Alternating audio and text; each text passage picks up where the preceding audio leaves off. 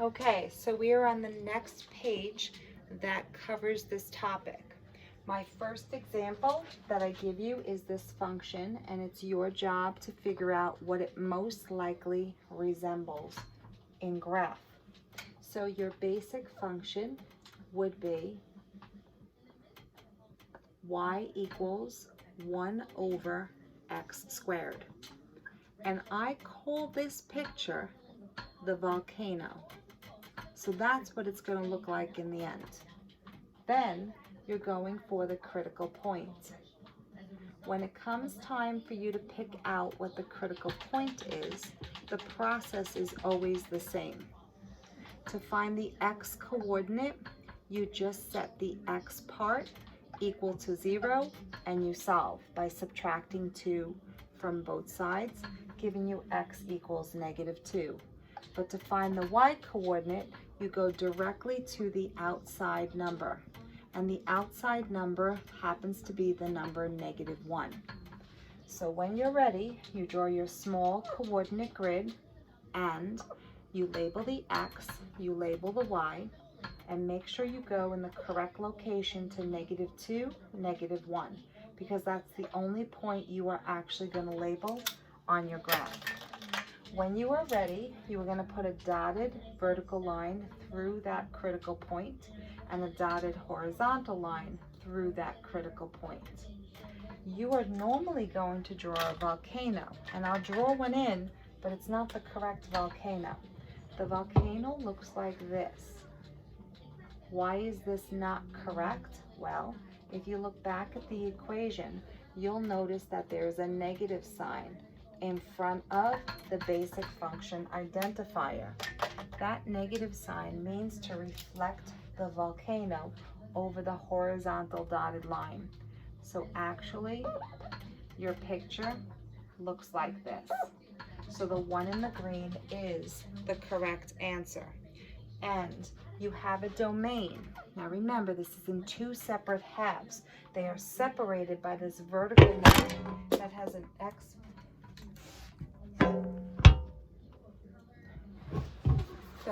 x value of -2. So your domain goes from -infinity to -2. You jump over -2 and you go to infinity.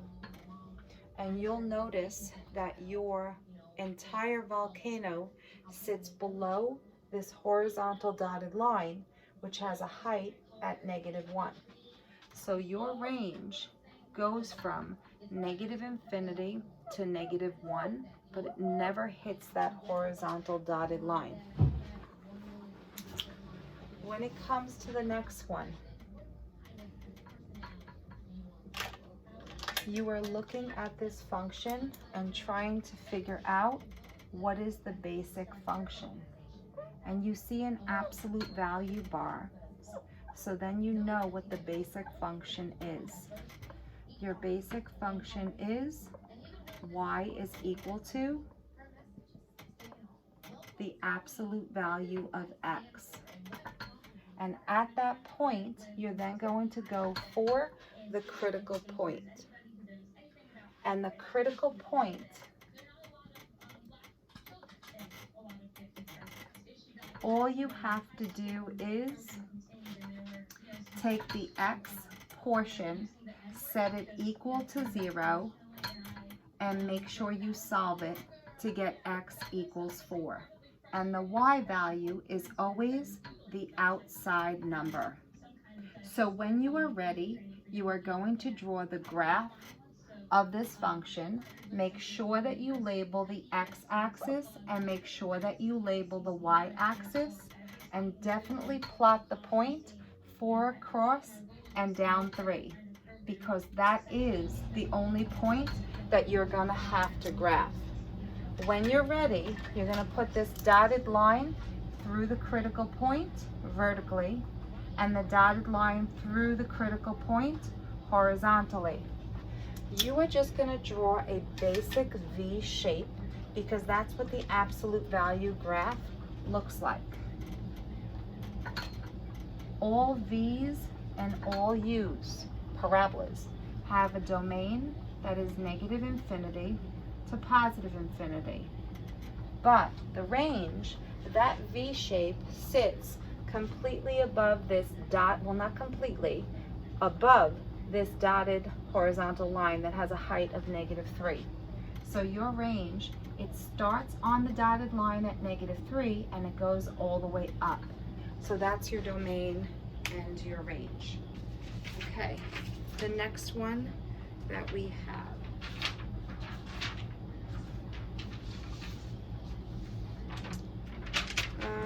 I just put the paper down. Okay, sorry about that. I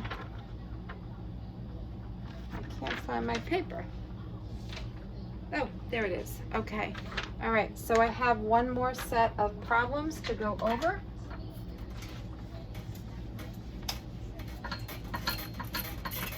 And then this page is also done.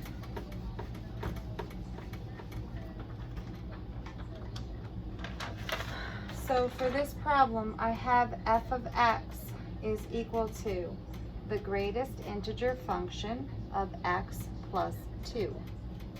And on the other side, I have f of x is equal to -2 minus 1 over x plus 3. All right, so for these, when I do the graph, this function resembles the greatest integer function the most. And how do you write that down as a basic function?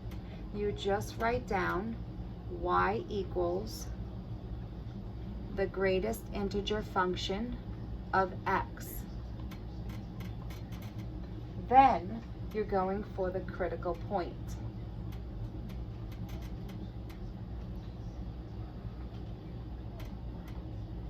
And to find that, you take the x portion and you set it equal to 0 and solve it.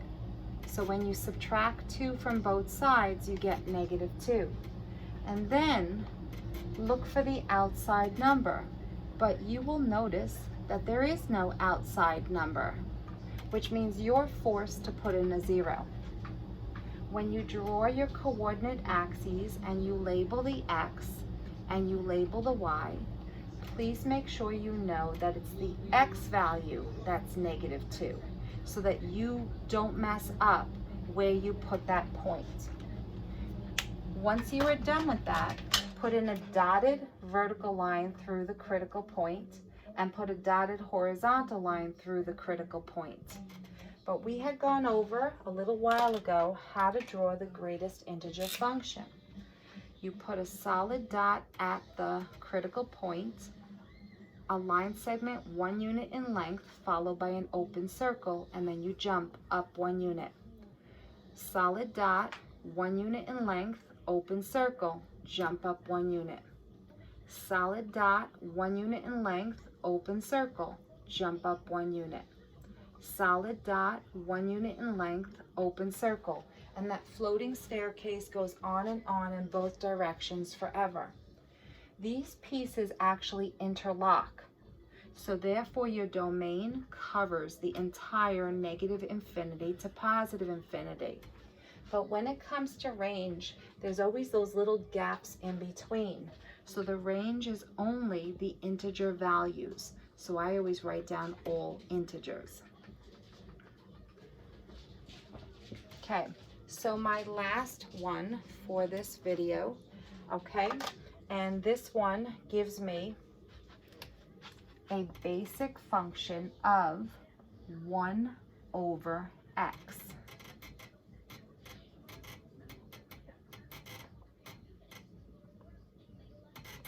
And when you want to graph y equals 1 over x, I'll tell you a little heads up, it's going to look like the butterfly. So when I have to do my critical point for the last time, all I need to do is find the x part, set it equal to 0, and solve. When I do that, I get x is -3. But when I want the y coordinate, I just look for the outside number, which in this case is -2. So when you're ready, you draw your coordinate axes, you label the X and you label the Y, and then make sure that you graph the point -3, -2 correctly. That is the only point you are required to label.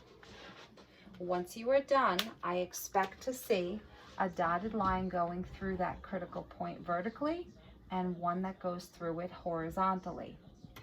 Now I described 1/x as the butterfly, and normally your butterfly is in this area and in this area. But why would I make it dotted? Well, because there's that negative sign in front of the basic function identifier, which means take your picture and reflect it over the horizontal dotted line. So it's not above the horizontal dotted line, it's actually below on this side.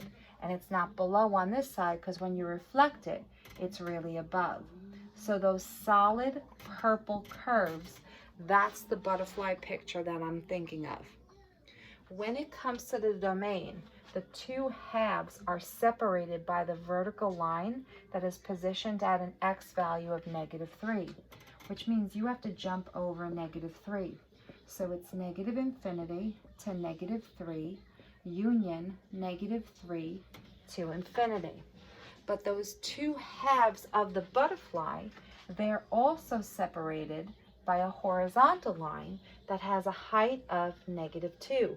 So you have to jump over the -2. So the range goes from -infinity to -2, but you're jumping over -2 and you're going all the way out to infinity.